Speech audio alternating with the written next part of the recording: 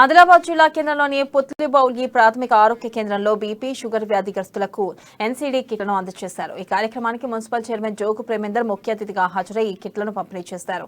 BP sugar వ్యాధిగ్రస్తుల కోసం ప్రభుత్వం ఉచితంగా ఎన్సీడీ కిట్లు పంపిణీ చేస్తుందని వీటిని సద్వినియోగం చేసుకోవాలని మున్సిపల్ చైర్మన్ అన్నారు।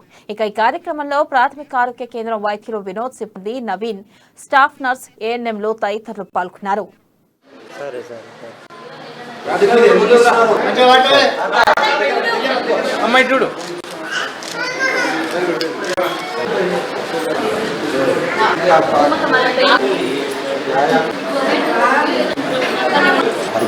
ఈరోజు ఎన్సీడీ మందుల కిట్లను పంపిణీ చేయడం జరుగుతుంది।